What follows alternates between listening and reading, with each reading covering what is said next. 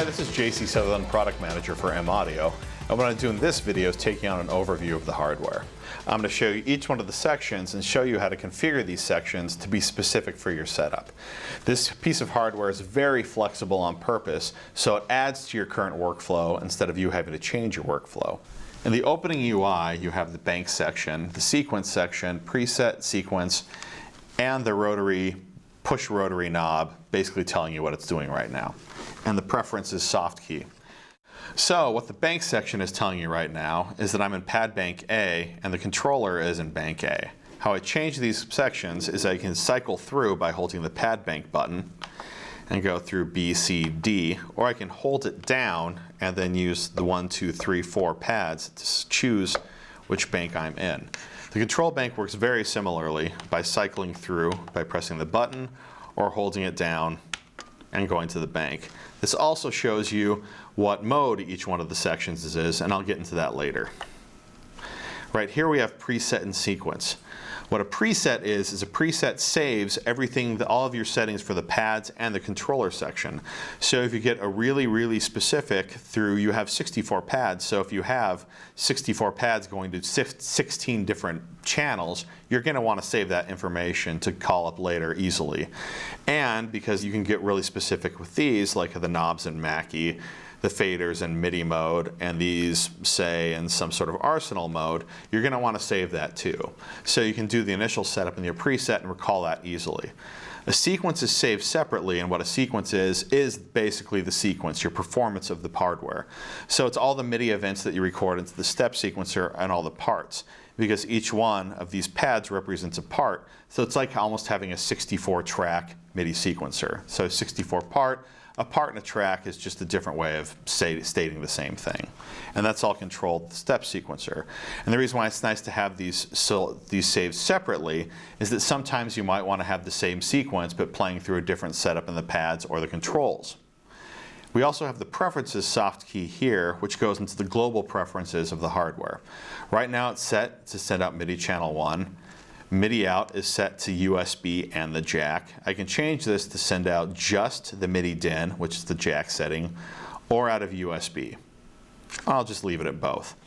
The fixed velocity value is what the velocity is going to be when I have the fixed button highlighted, which is basically means no matter how hard I strike the pad, it will always send 127. The sequencer velocity value is the velocity of when I enter steps in a part in the sequence. So this button, if I hit that, that means that this right here is going to be playing the part that I've selected at 127. So if you want to enter in things into the sequencer at a softer value, you just turn this down.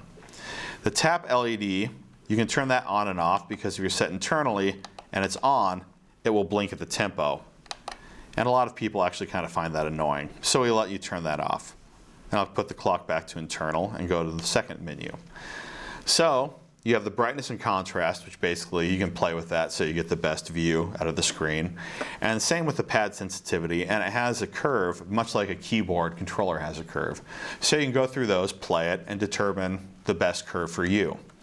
What night mode is it shows you the downbeat of each four steps in the sequence. So if you're playing at night, you won't get lost on the sequencer.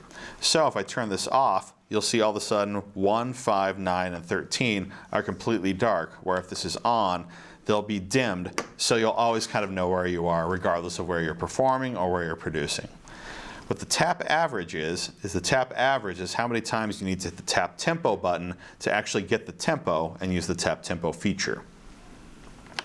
So I'll exit out of this menu, and we're going to go to the pad UI focus. First thing, I'm actually going to load an empty sequence so we don't have all these events clouding up on the step sequencer. So I've done that, and now I'll go to the pad focus.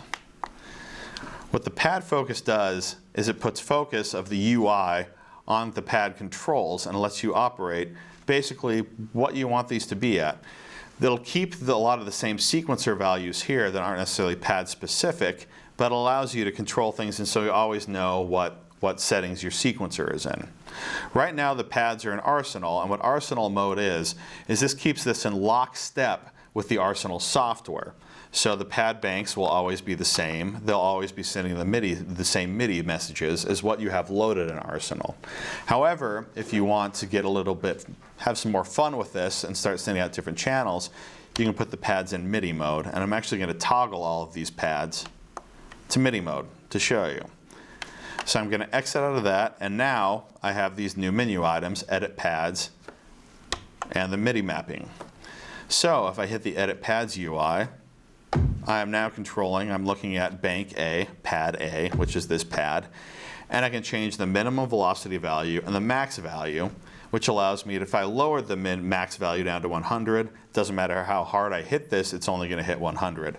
If I raise this up to like 50, it doesn't matter how soft I hit it, it'll always be 50. So it really kind of just shrinks the dynamic range of the pads if it's a performance feature, or if you're doing some sort of other thing, maybe not triggering necessarily notes, where that's not an important thing. You can also change the pressure of each pad, which is the aftertouch, from channel, poly, to a CC, and just turn it off.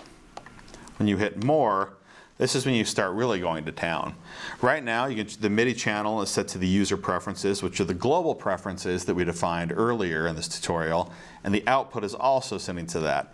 So if I wanted this to actually just go out the jack port to a hardware synth, I could just change this MIDI channel 1 and straight out to jack. So now this is only sending out the MIDI port and the jack.